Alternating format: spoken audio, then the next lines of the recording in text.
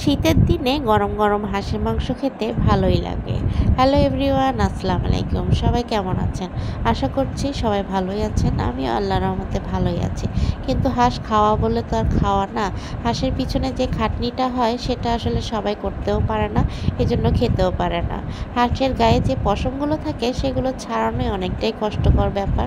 তারপরও কি করা যাবে? যেহেতু খেতে হবে সেহেতু করতেই হবে। সুন্দর মতো পশমগুলোকে ছাড়িয়ে নিয়ে হাঁসটার গায়ে একটু হলুদ আর আটা মেখে নিচ্ছিলাম। মেখে নিয়ে এটা আগুনে ভালোভাবে সেঁকে নিতে হবে। সেঁকে নিয়ে এটাকে কুটে বেছে ধুয়ে নেব।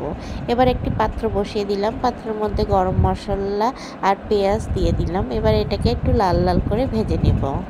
এদিকে যে হাঁসের মাংসটা ধুয়ে নিয়েছিলাম সেটাও রেখে দিলাম। এখন এর মধ্যে এক এক করে সব মশলাগুলো অ্যাড করে দিব। ফার্স্টে আদা বাটা, রসুন বাটা আর জিরা বাটা দিয়ে নিলাম। এখন এটাকে পেঁয়াজের সাথে আরও কিছুক্ষণ ভালো মতো কষিয়ে নেব।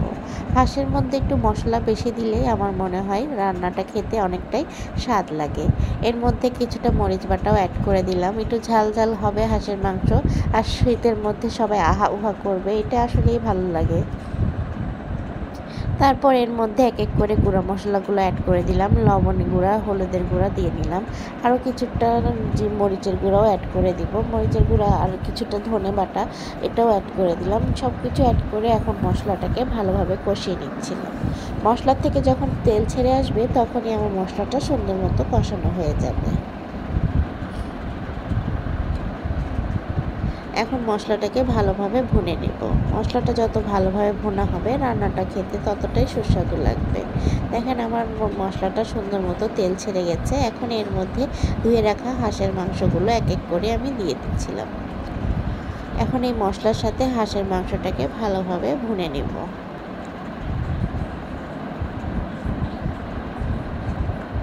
আসলে কষানোর উপরেই আসলে বোঝা যায় যে মাংস কতটা খেতে স্বাদ হবে। মশলার সাথে মাংস যত ভালোভাবে কষানো হবে রান্নাটা খেতে ততটাই সুস্বাদু হবে।